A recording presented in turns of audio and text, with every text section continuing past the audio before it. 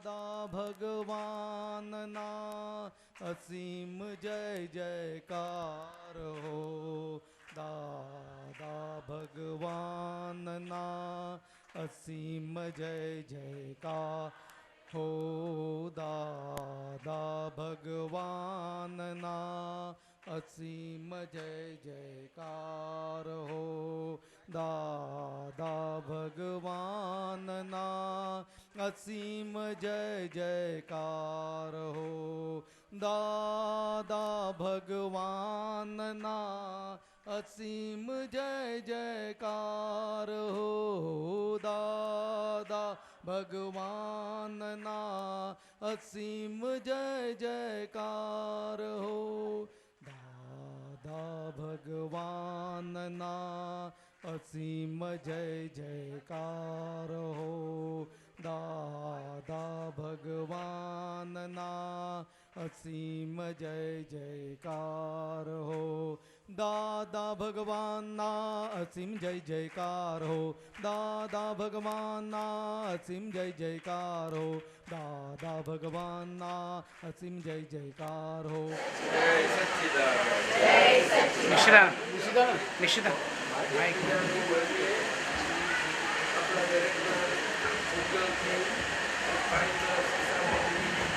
સચ્ચિદાનંદ પોતાની સાથે આપણામાં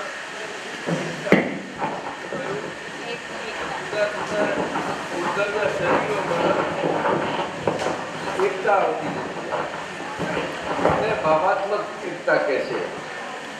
અને આપણા બધા મહાત્માઓ માટે એ સ્વભાવાત્મક એકતા કહેવાય છે. કેવી?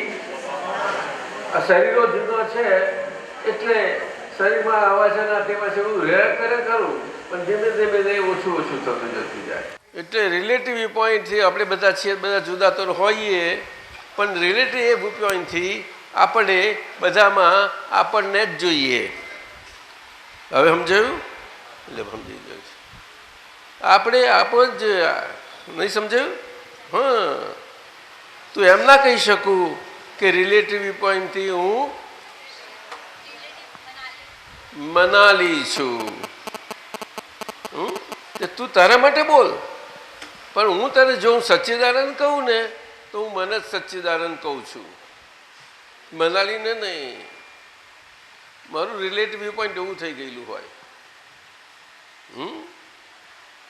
એવું થઈ ગયેલું હોય બધી જ રીતે. અમારા રિલેટિવ વ્યૂ પોઈન્ટમાં અમને તમારી જેવી સાડી બાડી બધો ડ્રેસ સાથે હઈએ અમે પાછા. અને ભાઈઓમાં એ રીતે હોય, બધું જુદું હોય, બધું અમને હોય અંદર. આપણે જ બધા ફેલાઈ ગયા છીએ, બીજું કોઈ નથી ફેલાયું. પણ આ જુદું જુદું પૂતગલ છે તો આપણને એક સ્વભાવ સમજાશે, નહીં તો નહીં સમજાય. એને એકત્વ કહે છે. શું કહ્યું રેખાબેન? જે સદા સર્વદા સર્વમાં એકત્વને જ જુએ છે. તે ભરત રાજા, ચક્રવર્તી રાજાને આ બહુ અનેકત્વ મૂંઝવતું હતું. આટલા બધા સમર્થ હતા છતાં પણ એમને જ્યારે એકત્વનો બધો સંવાદ આવ્યો ત્યારે એમને આનંદ થયો. પેલી સુંદરી દેવી એમને એકત્વ થવા જ નથી દેતી, બહુ પાવરફુલ હતી. વિદ્યાધરની દીકરી હતી, જેવી તેવી નહીં. હીરો હોય ને હાથમાં મકરીને પાવડર કરીને આમ એની કરે, અરંગીને બધા રોતી બધી આમ કરી નાખે, એવી હતી પાવરફુલ. અને હીરા માણિક એનાથી તો પથરા બધું રમે બધા એ લોકો. આ વિદ્યાધરોનો દેશ છે આખો ભારત નહીં, પણ જ્યાં માણસો ના રહી શકતા હોય એવી જગ્યાઓ, ઊંચી ઊંચી જગ્યાઓ.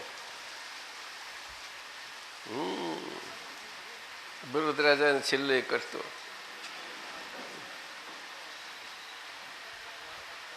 એટલે 12 ભાવનાઓમાં એને પ્રથમ સ્થાન મળ્યું. અને પ્રથમ સ્થાનમાં દાદા ભગવાનને આ એમના જીવન દરમિયાન એમના રિલેટિવ શરીરના પૂતગલ સાથે રહીને એ પૂતગલમાં બધા જોડે રહેતા રહેતા રહેતા ભાવના સ્વરૂપ સહેજાશેષ થઈ ગયું, સહેજાશેષ થઈ ગયું જેવું ભરત રાજાને થયેલું. તે એ ભજનામાં પહેલું જ આ એકત્વ જ આવતું હતું. એ આપણને બોલાવે છે દાદા, એટલે કે ફાઇલને બોલાવે છે. કોને? ફાઇલ એટલે કોણ? શુદ્ધાત્મા. હે? તો કોણ પણ રિલેટિવ? મનાલી આ કરે છે, જાણ ઓળખતી ના હોય, ઓળખતી નથી એને. હા બરોબર, તો ડાઈ કહેવાય. એટલે કહું હે દાદા ભગવાન, બોલો હે દાદા ભગવાન, મને કોઈ પણ દેહધારીનો જીવનો, કોઈ પણ દેહધારી જીવનો અહમ અહમ ન દુભાવાય, ન દુભાવાય, ન દુભાય, ન દુભાય, ન દુભાવાય, ન દુભાવાય, કે દુભાવા પ્રત્યે ન અનુમોદાય, કે દુભવવા પ્રત્યે ન અનુમોદાય, એવી પરમ શક્તિ આપો. એવી પરમ શક્તિ આપો. મને કોઈ પણ દેહધારી જીવાત્માનો, મને કોઈ પણ દેહધારી જીવાત્માનો અહમ ન દુભાય, અહમ ન દુભાય, એવી શાદ વાદ વાણી, એવી શાદવાદ વાણી, શાદવાદ વર્તન, શાદવાદ વર્તન અને શાદવાદ મનન કરવાની પરમ શક્તિ આપો. અને શાદવાદ મનન કરવાની પરમ શક્તિ આપો. કારણ કે અહમ આપણે બહાર સમજીએ છીએ, અહમ આપણે બહાર સમજીએ છીએ, આપણું જ અહમ બહાર નીકળીને બીજામાં દેખાય છે. આપણું જ અહમ બહાર નીકળીને બીજામાં દેખાય છે. આપને શું લાગે છે સાહેબ? હા, સમજણે કરીને સારું લાગે છે. અનુભવે કરી હોવું જોઈએ. હા દાદા, અનુભવે કરી. જુદાઈ ક્યાં લાગે? બિલકુલ એકત્વ. જે એકત્વને જ જુએ છે એને ક્યાંય પણ ગમે ત્યાં આ ભયવાળી દુનિયામાં એ સંપૂર્ણ નિર્ભય છે. સંપૂર્ણ નિર્ભય. એ નિર્ભયતા અંતરથી છે. દેહ કરીને સમજવા જાઓ તો નહીં સમજાય, પકડાય નહીં બરોબર. દેહની બધા ભયની હાજરીમાં પોતે નિર્ભય છે, બની શકે? ચોક્કસ. અને દરિયામાં સરોવરોમાં માછલીઓ તરતી હોય તો ભીની થાય છે, ભીની થાય છે. પાણીમાં શું તો ભીની થતી, તો આપણે લૂછવું પડે પૂતગલને. એકત્વ જે સર્વત્ર એકત્વને જ નિહાળે છે. સમજાયું? એટલે બાર ભાવનામાં પહેલું સ્થાન મળ્યું અને પછી અન્યત્વ આવે. એકત્વ પર આવવા માટે અન્યત્વ આવે, નહીં તો આવ્યું કંઈ થઈએ. અન્ય બધાને પચમી માર્યું છે બધાને. હું ને મારું એટલે હું પછી ખોઈ જ ગયેલું રહે ને પછી તો હું ને મારું. અરે એકાદ પદ ધમધમાવો કહી ગયા સાહેબ મોટા. કોઈ સરસ ચલાવો. સમયને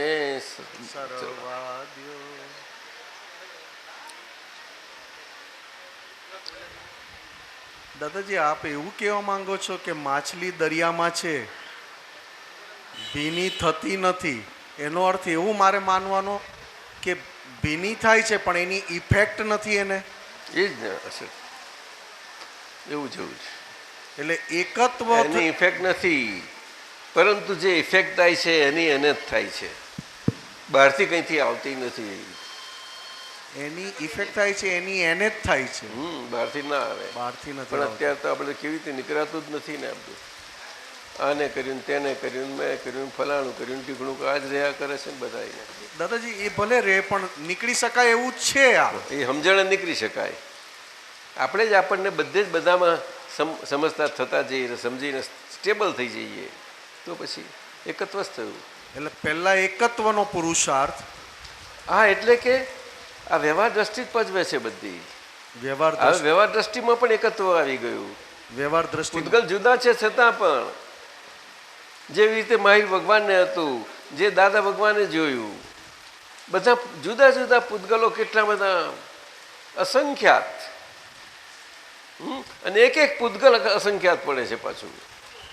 એ બધામાં એમને નેટ એક પૂતગલને જોયું. નેટ શું કહ્યું? નેટ એટલે બધું મારું વાત કરતા એ પોતે બધામાં પોતાને જ જોવાતા ગયા. એ પોતે બધામાં પોતાથી બોલાતા ગયા અને પોતાથી સંભળાતા ગયા, અને છતાં પોતે પોતે રહ્યા જ. પણ પોતા પણ નીકળે પછી તો શું એ ના થાય.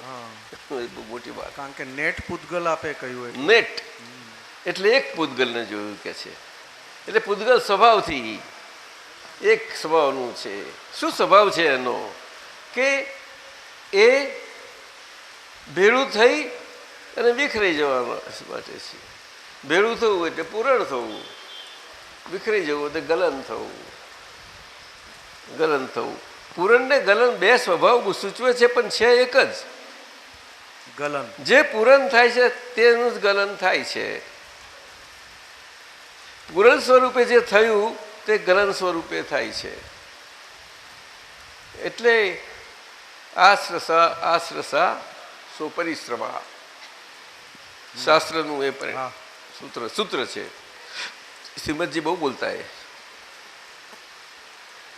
શું વાતો કરો? દાદા એક હા બોલો, ધમધમાવો,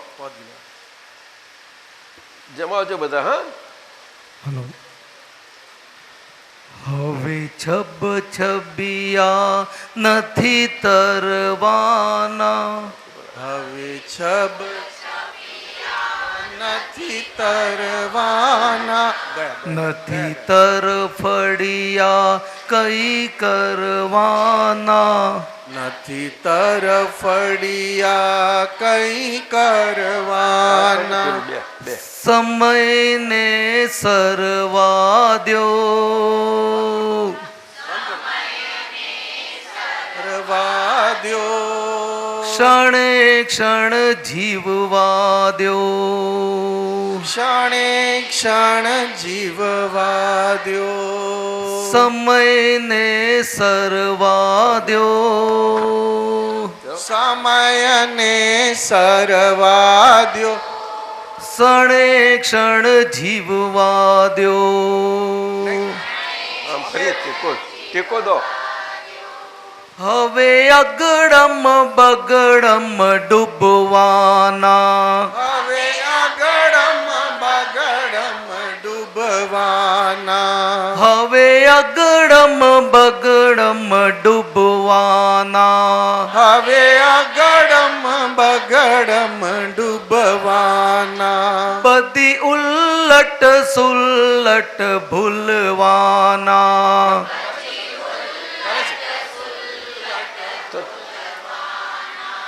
સ્વરૂપ બબ્બે વખત. હવે અગડમ બગડમ ડૂબવાના, હવે આગળમ બગડમ ડૂબવાના, બધી ઉલ્લટ સુલ્લટ ભૂલવાના, બધી ઉલ્લટ સુલ્લટ ભૂલવાના, સ્વરૂપને સિજવા દ્યો, દેખવા લાગ્યા બધા.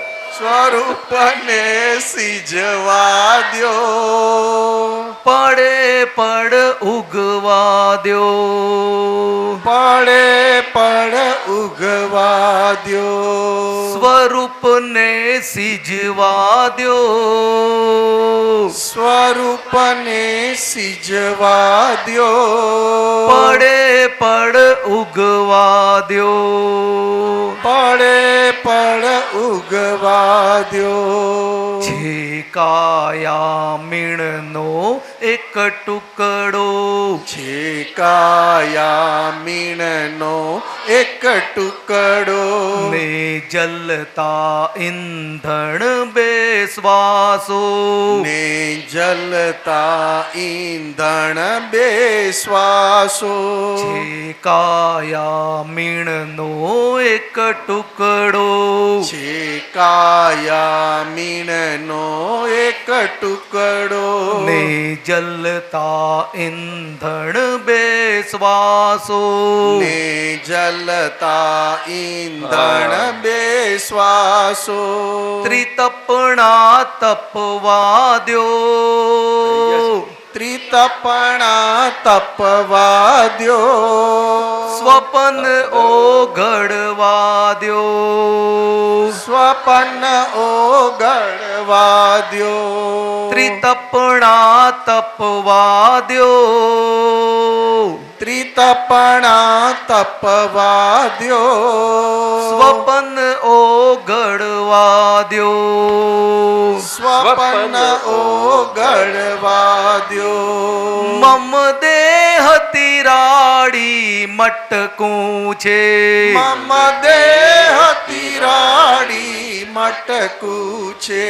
હમ કર્મ રસુમ જડ ગળતું છે, હમ કર્મ રસું જળ ગળતું છે, મમ દેહ તિરાડી મટકું છે, મમ દેહ તિરાડી મટકું છે, હમ કર્મ રસુમ જડ ગળતું છે, હમ કર્મ રસું જળ ગળતું છે, ભરમને મરવા દ્યો, ભરમને મરવા દ્યો, ગલનને ખરવા દ્યો, ગલનને ખરવા દ્યો, ભરમને મરવા દ્યો, ભરમને મરવા દ્યો, ગલનને ખરવા દ્યો, ગલનને ખરવા દ્યો, જ્યાં શાંતિ નથી ત્યાં ધર્મ નથી, જ્યાં શાંતિ નથી ત્યાં ધર્મ નથી, મહી ક્લેશાંકિત છે જગબંધી, મહી ક્લેશાંકિત છે જગબંધી, જ્યાં શાંતિ નથી ત્યાં ધર્મ નથી, જ્યાં શાંતિ નથી ત્યાં ધર્મ નથી, મહી ક્લેશાંકિત છે જગબંધી, મહી ક્લેશાંકિત છે જગબંધી, સૂરજને ધડવા દ્યો, સૂરજને ઢળવા દ્યો, સ્વચંદ્રી દુજવા દ્યો, સ્વચંદ્રી દુજવા દ્યો, સૂરજને ઢળવા દ્યો, સૂરજને ઢળવા દ્યો, સ્વચંદ્રી દુજવા દ્યો, સ્વચંદ્રી દુજવા દ્યો, જ્યારે પૂતગલની કિંમત ઘટશે, જ્યારે પૂદગલની કિંમત ઘટશે, ઘટ મુક્તિની જતલપ વધશે, ઘટ મુક્તિની જતલપ વધશે, જ્યારે પૂતગલની કિંમત ઘટશે, જ્યારે પૂદગલની કિંમત ઘટશે, ઘટ મુક્તિની જતલપ વધશે, ઘટ મુક્તિની જતલપ વધશે, હોઠને સીવણા દ્યો, હોઠને શિવણા દ્યો, દિચખું ભૂલવા દ્યો, દિચાખું ભૂલવા દ્યો, હોઠને સીવણા દ્યો, હોઠને શિવણા દ્યો, દિચખું ભૂલવા દ્યો, દિચાખું ભૂલવા દ્યો, સ્વરૂપને સિજવા દ્યો, સ્વરૂપને સિજવા દ્યો, પડે પડ ઉગવા દ્યો, પડે પડ ઉગવા દ્યો.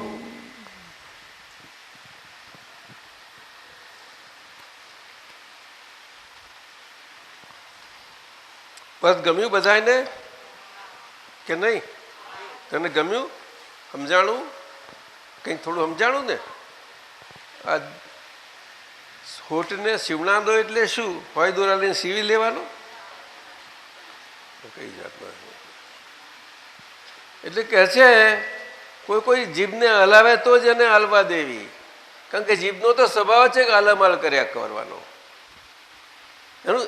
એને લૂલી કહી. લૂલી એટલે હડકા વગરની. ઓર્થોપેડિક સર્જન પાસે ના પડે, પણ કેન્સર થાય તો આ બને જરાક. જીભ હોઠને શિવણાર દો દીધું કે કોઈ બહાર કોઈ નિમિત્તથી એને હલાવે ત્યારે એનો સ્વભાવ છે સર્વવાળો, સર્વ આગળ નહીં રહે. તો હલાવે તો એને હાલવા દેવી, પણ જાતે નહીં હલાવવી. શું કહે છે? જાતે નહીં હલાવી. પણ આપણે જાતે કોઈ હલાવતું હશે કોઈ? શું ભાઈ સાહેબ શું કહે છે? જીપ એની મેં તો હલાલ કર્યા કરે નથી કરતી. હે શું કહે છે? બોલું તો બહુ હું. હે હું બોલું તો બહુ. એને શું કહેવાય? એની જાતે કોઈ હલાવે છે કે તું બોલે, કોઈ બોલાવે કે તું બોલું છું? હે તારી એટલે બોલ બંધ થઈ જાય તું કે છે. સમજ્યા? ઊઠને શિવણા દો અને દ્વિચક્ષુ ખુલવા દો. એટલે દ્વિચક્ષુને ખુલવા માટે એને અવકાશ આપો.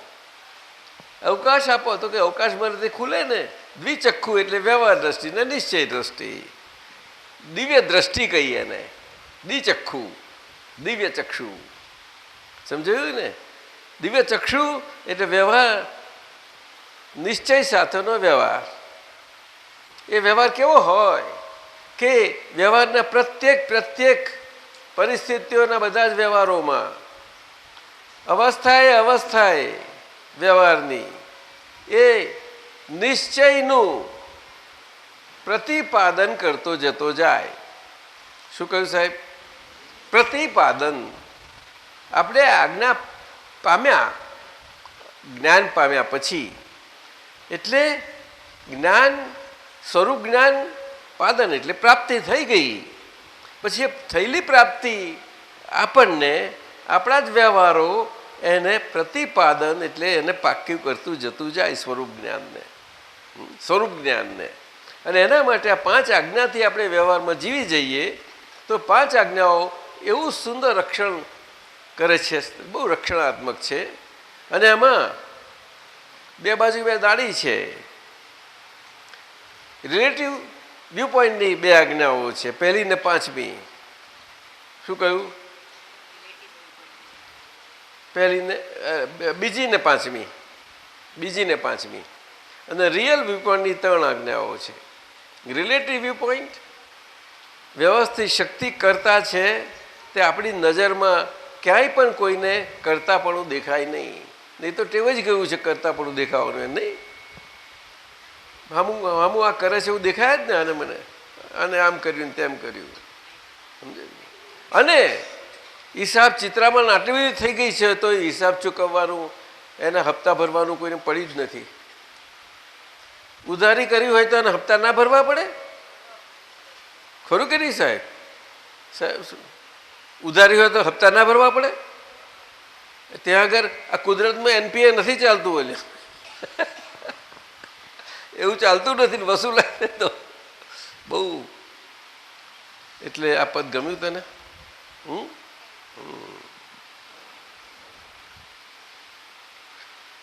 સચ્ચે જેને પૂછવું હોય, વાત કરવી હોય કરો. રેખાબેન તારે પૂછું, બોલ. ચા ના અમે રિપીટ કરીશું. એ તો આ એક ફેરવ્યા કરજો અને એક આ બાજુ રાખો. દાદાજી, વ્યવહારમાં આપણે કહીએ કે કોઈ ચીજની તીવ્ર ઈચ્છા કરીએ તો એ ચીજ પાછળ જાય. શું કહ્યું? વ્યવહારમાં કોઈ તીવ્ર ઈચ્છા કરીએ તો એ પાછળ જાય. અને આમ નિશ્ચયમાં આપણે એમ કહીએ કે મોક્ષની તીવ્ર ઈચ્છા કરીએ તો આપણને મળે. જો આ તું વ્યવહારના નિશ્ચયની વાત પૂછું છું ને, એ કરવાની પૂછું છું. તું આ વ્યવહારમાં તો કરી શકીએ એમ છે નહીં કશું આપણું. પણ આ આખું પૂતગલ છે ને શરીરનું, એ ઈચ્છાઓનું પૂતળું છે. શું કહ્યું? ઈચ્છાઓનું પૂતળું છે. કઈ ઈચ્છાઓ? તે કે ચાર્જ થઈ ગયેલી ઈચ્છાઓ. સમજાયું? ચાર્જ જે થઈ એટલે બંધ પડી ગયેલી ઈચ્છાઓ, એટલે પ્રકૃતિ બંધ પડી ગયેલું અને એનું પ્રારંભ ઘડી ગયેલું, એ બધું થઈ ગયું. સમજાય છે? એટલે એ ભરાઈ પડેલી ઈચ્છાઓનું પૂતળું જ છે આ. એ તો બરફની લાદી એમ ઓગળે છે, એમ ઓગળ્યા કરે છે. આખા લાઈફને લઈને આવ્યું છે, ખાલી થવાની જ છે. એમાં કોઈ શંકા પણ હું રાખવા જેવું નથી. સમજાયું? હા દાદાજી. અને હું નિર્ણય નિશ્ચયથી કેવળ શુદ્ધ આત્મા છું. એટલે એના માટે પૂછ્યું તે જ્ઞાન લીધું છે? હા લીધું છે દાદાજી. હા, તો એના માટે પૂછે તો એ મજબૂત થતું જતું જાય. સમજાયું? એ મજબૂત થતું જતું જાય. એ તો આજ્ઞાએ ધર્મ અને આજ્ઞાએ તપ એ પ્રમાણે આપણું જીવન જતું જાય ત્યારે. શું કહ્યું? આજ્ઞાએ ધર્મ અને આજ્ઞાએ તપ. આજ્ઞાએ ધર્મ. આજ્ઞાએ ધર્મ ક્યારે? કે વ્યવહાર દ્રષ્ટિથી હું વ્યવહાર દ્રષ્ટિથી હું શુદ્ધાત્મા છું. વ્યવહાર દ્રષ્ટિથી નિશ્ચય. કવિતા છું. હે? મને ભૂલ ને વ્યવહાર દ્રષ્ટિથી હું કવિતા છું. કવિતા છું. ઓ મારી ભૂલ થઈ આ તો. ચાલ પછી અને નિશ્ચય દ્રષ્ટિથી શુદ્ધ કાચા પડેવા નથી. હા, આવું છે. આ બે દ્રષ્ટિ સમાંતરે થતા તો બહુ ટાઈમ લાગે. એ કેવું જ્ઞાન થવાનું હોય ત્યારે સમાંતર થાય.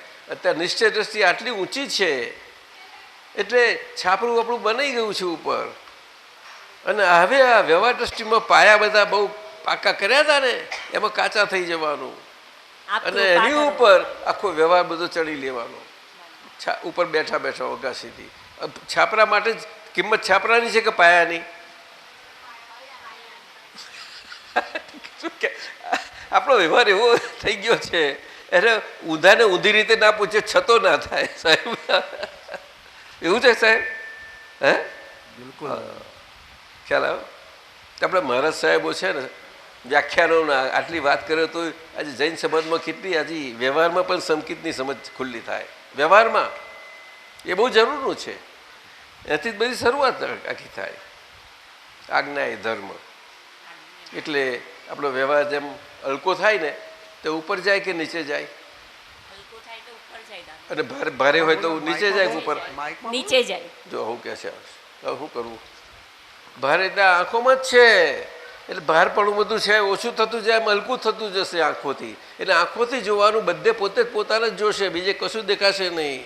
છતાં બીજું હશે તો ખરું, બધું હશે પણ પોતે પોતાને અનુભવ થશે.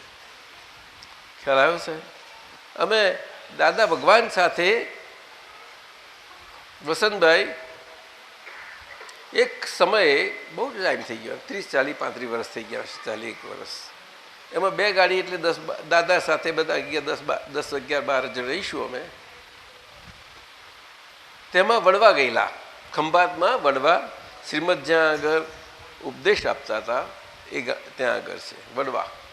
એક વડ છે ત્યાં ચોતરો છે, બસ એ બહુ ધ્યાન આપતા. અને આજુબાજુ ગામના આવે સાંભળે બધું જ્યારે એમના અમુક વખતે બેસતા ત્યાં.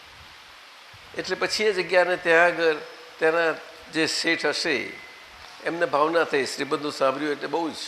એમનું નામ તો મને યાદ નથી અત્યારે, પરંતુ એ આશ્રમ બનાવ્યો વડવાનો શ્રીમદનો, શ્રીમદ રાજચંદ્રનો. અને પોપટલાલ શેઠ શ્રીમદને મળેલા, શ્રીમદને સાંભળ્યા પછી એમને ભાવના થયેલી. આ એ ગામના જ. અને એ આશ્રમ બનાવ્યો. એમાં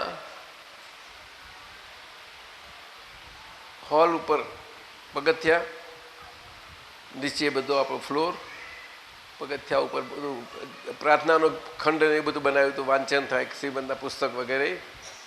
અને આ નીચેનો ફ્લોરમાં ભોંયરું હતું, એમાં દેરાસર હતું. એટલે એમાં નીચે ઉતરીને જવાનું ને એનું ભોંયરું દેરાસર. એમાં આદિનાથ ભગવાનની પ્રતિમા, એની પ્રતિષ્ઠા થયેલી, આદિનાથ ભગવાન. અને બીજું બધું પછી એક બાજુ લઘુરાજ સ્વામીની સ્થાપના કરેલી, શ્રીમદજીની પ્રતિમા મૂકેલી, અને આત્મસિદ્ધિ શાસ્ત્ર આખી દિવાલમાં લખી નાખેલું. તે ત્યાં ગયા હતા. અને રહેવાનું સ્થાન હોય, બધા કોઈ ભક્તિ કરવા આવે એટલે તે 2 દિવસ કંઈક 1 દિવસ રહેવાનું થયું, 2 કે અને ત્રીજે દિવસે નીકળી ગયા હતા સવારે. તેમાં પહેલે દિવસે આવ્યા બપોરે, પછી બેઠા, રાતે કંઈ ક્યાંય ગયા નહીં. અને પોતાની પાસે હતું ત્યાં રૂમમાં જ લઈ લીધું. ત્યાં પેઢીના મુનિમજીને આ ખ્યાલ આવ્યો, આગળ તેમને પહોંચાડવામાં આવ્યું તો કે અહીં આવ્યા છે તો આવું છે, આપણા નિયમ પ્રમાણે ભોજનશાળામાં આવતા નથી, આ છે તે છે. અને ભક્તિનો હોલ રાખ્યો છે, ભક્તિમય આવ્યા નથી, અને ત્યાં હજુ છે ને હજુ રહેવાના છે કે કાલે. એટલે એ બીજે દિવસે બપોરે ચાના ટાઈમે દાદાને થયું કે આપણે આ ચવાણું ખાઈએ. શું કહે છે? તે ખંભાતનું ચવાણું બહુ પ્રખ્યાત. આ ખંભાત ત્યાં છે અમારે જાણે ચવાણું. અમે ચવાણું એટલે ખબર છે તને? શું ચવાણું એટલે? હે? મિક્સચર ચવાણું. તે એટલે મહાત્માને કહ્યું જાઓ ખંભાત જઈને ખંભાતનું ચવાણું લઈ આવો આપણે. આ તો બપોરે ખાધું પેલા જેવો તો ખબર તો પડે ને આ ઉપર રહીને આ તમે રહ્યા છે શું કરે છે બધા. એટલે એમને કહ્યું કોઈ તે વખતે વડીલ હતા જે ત્યાં આગળ ભક્તિ કરાવતા હતા અને શ્રીમદના પુસ્તકનું વાંચન ને બધું થતું, એ વડીલ હાજર હતા. એમનું નામ શું હતું કંઈ યાદ છે? અમૃતભાઈ કેવું હતું? અમૃતભાઈ. તે વખતે વડીલ શ્રીમદનું બધું એ જ કરાવતા બધે. આકાશમાં બીજા બધા, પણ અહીંયા એ હતા અમૃતભાઈ. એમાં એમને કહેવામાં આવ્યું તો કે એમને કહો કે અહીંયા મજા કરવા નથી આવ્યા, ભોજનશાળામાં ભોજન ટાઈમે જવાનું, સવાર ચાનો થાય ત્યારે બેસવાનું, ત્યાં આગળ પાણી નવાનું હોય તે બધું જે રીતે બધા હોય એ જ રીતે કરવું પડે, એ બધા નિયમો પાળવા પડે તમારે. અને બપોરે ભક્તિ થાય છે, કલાક 2 કલાકની ભક્તિ થાય 2 વાગે. એ અમૃતભાઈ વાંચન કરે અને બધા સાંભળે અને ભક્તિ કરે. પછી બધા શ્રીમદના કીર્તનો એમાં હાજર થવું જ જોઈએ. અહીંયા આવ્યા શાને માટે આવ્યા છો આવું એટલે કેવડાવ્યું છે. એ કમે સીધું નાખે, કોઈ દિવસ સીધી વાત ના કરે કોઈને. બધી જૈન પેઢીઓમાં હોવો જ વ્યવહાર. હા સાહેબ, ટ્રસ્ટી સાહેબ વાયા જ કેવડાવે એવું છે સાહેબ. હે વ્યવહાર છે. એટલે આવું કહેવામાં આવ્યું. દાદા કહે ભાઈ હવે આપણે સમજી જાઓ, આપણે સમજી જાઓ અહીંયા આગળ આવ્યા છીએ તો કાલે સવારે ઉઠીને પહેલી આપણે ચા ઉકાળો જે લેવા હોય તો નીચે બધા લઈ અને પાછા જવાનું. પછી અત્યારે સ્નાન કરી લેવાનું. સ્નાન તો અમુક સમયથી જ પાણી મળે પાછું. હા, એટલા બધા પતાવી દેવું પડે. 1-2 કલાક રાખ્યા હોય થોડા. પછી પછી ભોજન ટાઈમે ભોજનશાળામાં આવવાનું. પછી બપોરે 2 વાગે ભક્તિ થાય ત્યાં આગળ. ત્યાં પહેલાં જઈને બેસી જ જવાનું હોલમાં ઉપરના. અને બધાએ ત્યાં આગળ શાંતિથી જે ભક્તિ થાય છે બધા બેસવાનું. તે દાદાએ બધાને કહી દીધું કે આપણે આ બીજો દિવસ રહેવાનો છે તો સ્ટ્રિક્ટલી પાળો, અહીંના જે નિયમો છે બધા પાળો. એટલે સવાર ગયા બધું થયું અને બપોરે ભક્તિનો ટાઈમ થયો એટલે દાદા કે ચાલો આપણે. એટલે પેલું 2 વાગ્યાનું વાંચન થવાનું ત્યાર પહેલાં ઉપર ભક્તિના હોલમાં જઈને દાદા બેઠા આગળ અને આ બધા હતા 10-12 જણા એની જોડે બેસી ગયા. બીજા થોડા જે હતા આવી રીતે. તે અમૃતલાલ શેઠ અમૃતભાઈ એ આવ્યા વડીલ, એમનું જુદું જ રાખવામાં આવ્યું હતું જુદું. એમાંથી આવી અને ભક્તિ હોલમાં પ્રવેશ કરી અને બેસી ગયા પોતાના આસન ઉપર અને પુસ્તક કાઢ્યું. તે શ્રીમદનું વાંચન થયું એમના પત્રોનું. તે બધાને કહી દીધું હતું દાદાએ કે બધા બહુ શાંતિ રાખીને રહેજો, જરા પણ કાંઈ પૂછા કશું જ નહીં, ખાલી શ્રવણ જ કર્યા કરજો. તો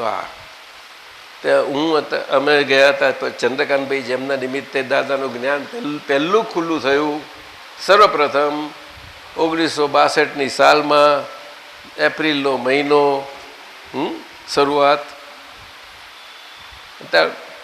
એ હતા અને બીજા હતા બધા. તો એ પહેલી વખતે જ્ઞાન ખુલ્લું થયું પણ બહુ સમર્થ હતા, બહુ સમર્થ.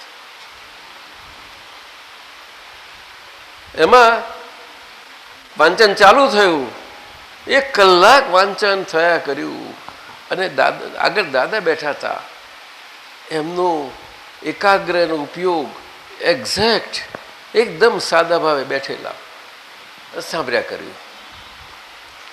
ચંદ્રકાંતભાઈને થાય તે વખતે આ બધું કેવું હતું કે એમને જ્ઞાન ખુલ્લું થયા પછી બહુ થોડા જ મહાત્મા હતા, તાની વાત કરું છું. તે વખતે એમને થાય એ દાદા સામે જોયા કરે, અરે પેલા અમૃતલાલ વાંચે છે, વાંચન કરે છે, દાદા સાંભળે છે, આ જ્ઞાની પુરુષ આવા સમર્થ. હા, એમને થયું. પછી ત્યાંથી પ્રાર્થના હોલ બધું થઈ ગયું પૂરું. પછી રૂમ પર ગયા પણ દાદા આજે તો ગજબ આપની દશા જોઈ. કે શું થયું ભાઈ? તો કે તમે તે બેઠા હતા જરા હાલો કેટલું સ્થિર સાંભળતા હતા, એમાં શું વધારે થયું નવું? એ કેવી રીતે બની શકે? અમને તો એમ જ લાગે કે અમે જ્ઞાન પ્રાપ્ત થયું, આ છે શ્રીમદ જરૂર જ્ઞાની પુરુષ બરોબર, પણ આ કેમનું? તો કેમ શું વાંધો આવે? તે કેવી રીતે દાદા? એ કેવી રીતે આપના આમ કેવી રીતે રહ્યું? તો તારે જાણવું છે? મને બહુ આશ્ચર્ય થાય છે. આપ દાદા આવા સમર્થ પુરુષ અને જાણે એકદમ સાદા થઈને બેઠા હતા.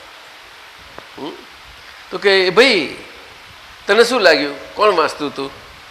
તો કે આપણા સાહેબ વાંચતા હતા, ત્યાં પેઢીના મુખ્ય અમૃતલાલભાઈ. તો કે તને એવું લાગ્યું? તો અમે જ વાંચતા હતા. શું કહ્યું? કોનું વાંચતા હતા? તો કે શ્રીમદનું પુસ્તક વાંચતા હતા. તો કે અમે અમારું જ વાંચતા હતા. સમજાયું? અને તને શું લાગે છે હું શું મારે શું થતું હતું મારી? તો કે અમે અમારું વાંચતા હતા ને અમે અમારું સાંભળતા હતા કે છે સાહેબ. હા, અને હું તો હું જ હતો. શું કે છે? હું તો હું જ હતો. આ વાત આપ સમજાયું? ચંદ્રકાંતભાઈ એટલા ખુશ થઈ ગયા, જેટલી સાષ્ટાંગ કરી કહેવું પડે દાદા ગજબ દશા. તમે એમને આપ્યું છે પણ હજુ તમે છપછપિયા કરીએ છો હજુ નહીં? હમણાં બોલ્યા ને છપછપિયા. શું વર્ષ છે એટલે શું વાલી છોકરી બોલ? હવે છપછપિયા નથી કરવાના. છપછપિયા કરું છું તો તરતા આવડ્યું તોય મોટા સાગરમાં પડીશું તોય. એટલે આ પ્રસંગ બનેલો. આપને ગઈકાલે કહ્યું હતું ને અમે કહીશું તે આ પ્રસંગ હતો ગજુ. બહુ અદ્ભુત છે સાહેબ. શ્રીમદ પણ જ્ઞાની પુરુષ એમની દશા એવી જ હતી. એ પોતાને માટે તટસ્થપણે નોખા રહેતા હતા, તટસ્થપણે. એટલે એમનું અનુભવ જ્ઞાન તો હતું જ, અનુભવ જ્ઞાન, પણ એ ક્રમ માગતું હતું. અને આ અદ્ભુત એક આશ્ચર્ય સ્વરૂપે, અપવાદ સ્વરૂપે અને અપવાદની રીતિ ફેરથી દશા હતી એમની કેવળ જ્ઞાનની અંતરમાં કેવળ જ્ઞાનની અંતરમાં. એટલે એમના શ્વાસે શ્વાસે કેવળ જ્ઞાનની જ આરાધના થયા કરતી હતી અને એનું જ આખું ભાવન રહ્યા કરતું હતું અંતરમાં. ક્યારે બને કે આપણે ભાવના કર્યા કરીએ એમ નહીં, એ તો સ્પર્શ કરીને પાછા પડ્યા. એવા સમર્થ જીવો હોય છે વ્યવહારમાં. આજે આગલા સમય હતા કે જઈને સિદ્ધ ક્ષેત્ર નડીને આવે પાછા પડે, પાછા ચડે ને પડે. સમજાય? થયા છે એવા, પણ ગ્રંથિ ભેદ ન થાય. શું કહ્યું? ગ્રંથિ ભેદ ન થાય. અર્થાત ગ્રંથિ એટલે શું? તો કે મિથ્યાત્વ ગ્રંથિ. કેન્સર તો કશું જ નથી સાહેબ. કેન્સર તો કઈ છે જ નહીં. મિથ્યાત્વ ગ્રંથિ.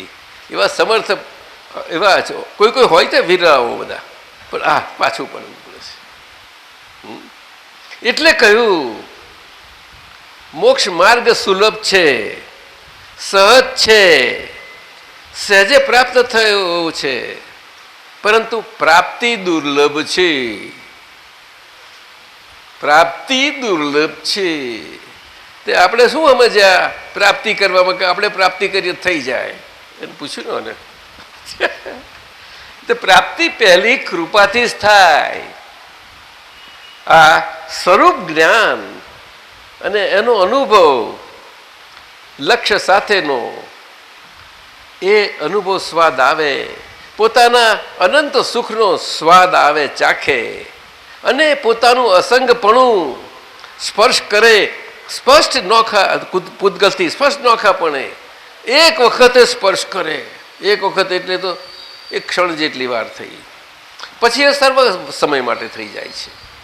હવે આ વાત શાદવાદ પણ સમજવી પડે. સર્વ સમાજને થઈ જાય છે એટલે શું? જેની શરૂઆત થાય. શું કહ્યું? જેની શરૂઆત થાય એનું જ પરિણામ હોય. એકડો મંડાણો ના હોય એકડો મંડાણો ના હોય ત્યાં સુધી ત્યાં સુધી મીંડોની શું કિંમત? મીંડા 6, 8, 10 મીંડો કર્યા કરો ને તમે. આ ગ્રંથિભેદ નથી થતો, આ હાલત છે. એકલા વગરના મીંડો. તો સાહેબ તો ખુશ થઈ ગયા એના પર. તો એ શું હતું? હે કેવું?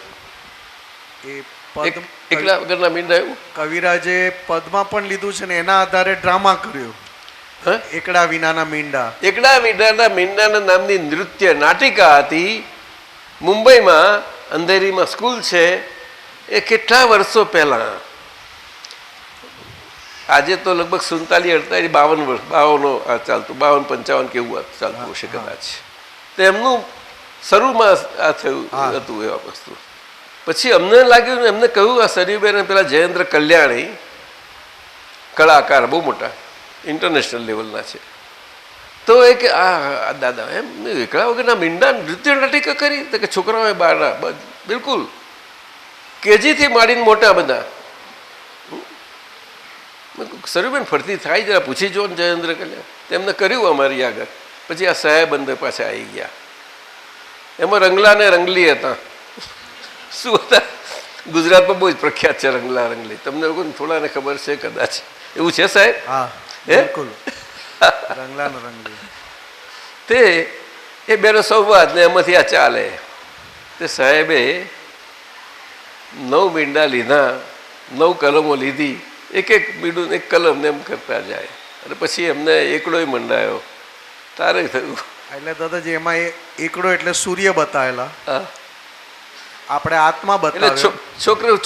છોકરા છોકરીઓ બધું લીધું ને સૂર્ય બતાવી. પછી એટલે પછી સૂર્ય એટલે આત્મા ને આત્મા એટલે જ પ્રત્યક્ષ જ્ઞાની એમ કરીને બધું બહુ સારું.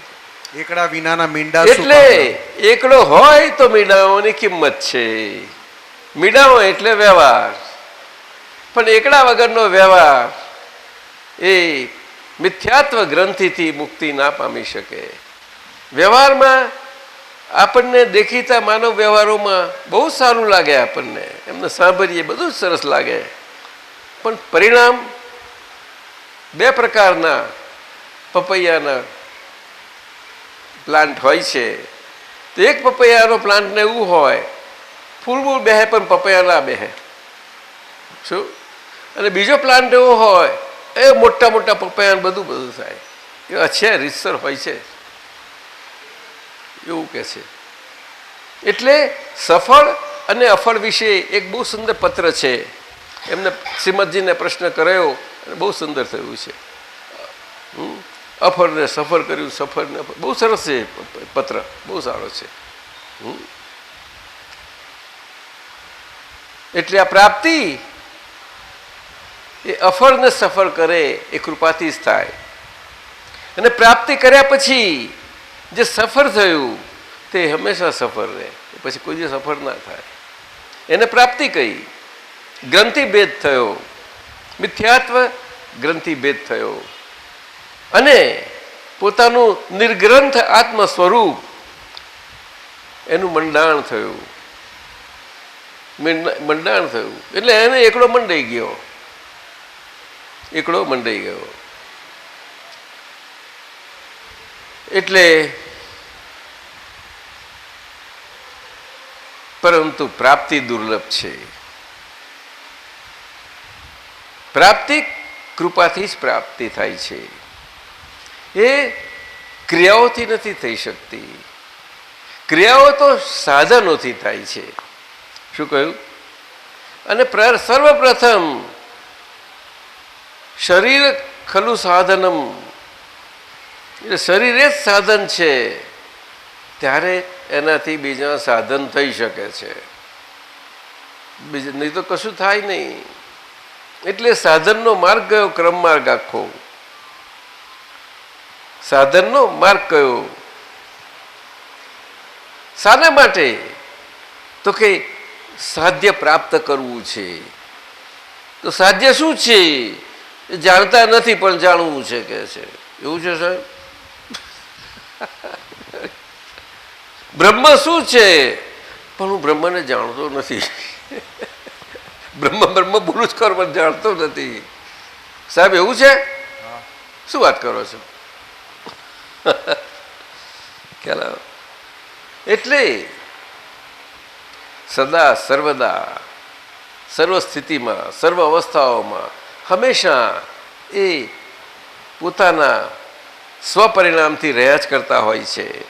આ પૂતગલ પરિણામો વ્યવહારના પરિણામોની સાથે સાથે બે નોખા સાથે સાથે, એટલે કે આ નિશ્ચય અને આ વ્યવહાર સાથે આ ફેર કેટલો રહ્યો કે આ નિશ્ચય છે અને આ વ્યવહાર છે, તે વ્યવહાર નિશ્ચયને જોડે જોડે ના થઈ શક્યો. શું કહ્યું? કે જેથી પછી વ્યવહાર રહે જ નહીં, એ નિશ્ચય જ વ્યવહાર થઈ જાય, નિશ્ચય સ્વરૂપ. એને કેવું જ્ઞાન કહ્યું? દેખો બે ના સમજણ પડી.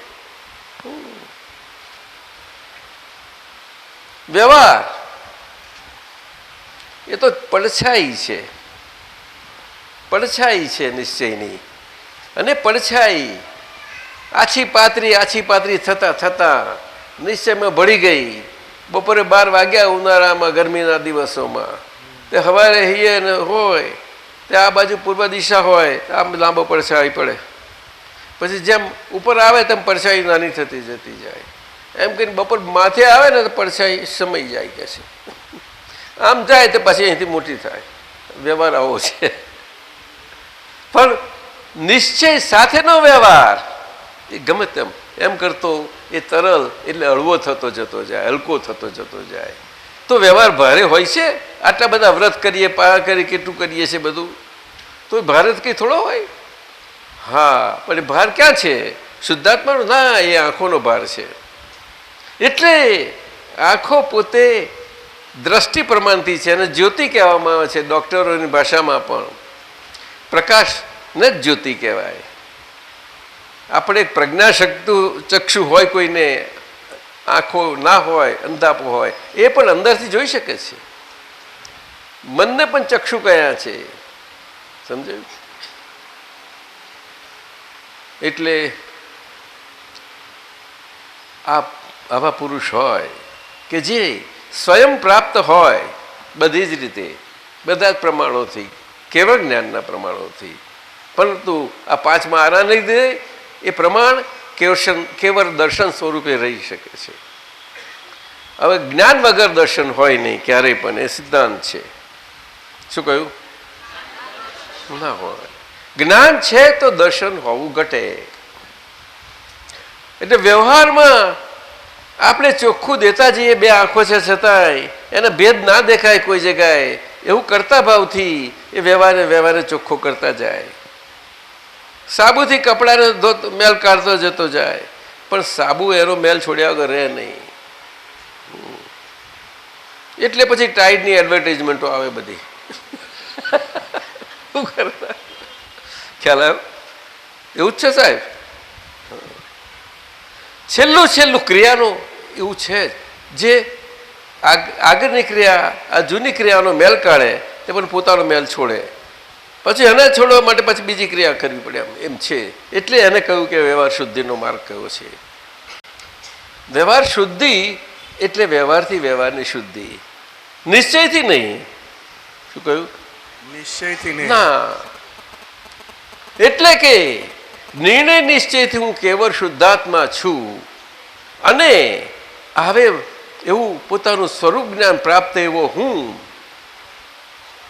નિર્ણય નિશ્ચયથી કેવળ સ્વરૂપે, તે હું આજે આ શરીર સાથે રહીને છું.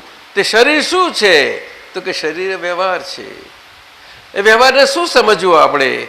તો કે એના હિસાબથી શરીરના હિસાબથી છે, એવું નહીં. મન એના હિસાબથી છે. પછી પેલી મનાલી કે પણ મન મારું નથી ને, પણ એના હિસાબથી તો તારે ચોટેલું તો નતું ચોટ્યું નહીં. વાણી છે તે એના હિસાબથી છે. કારણ કે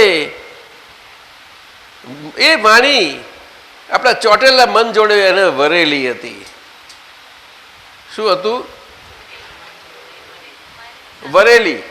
વરેલી કોને કહેવાય કે તું તો તે પૂછે તારી મમ્મી એને શીખવાડજો. હવે તો કહ્યું તને કેવી સાસુ જોઈએ છે તો કે મને હારી જોઈએ શાંતિ.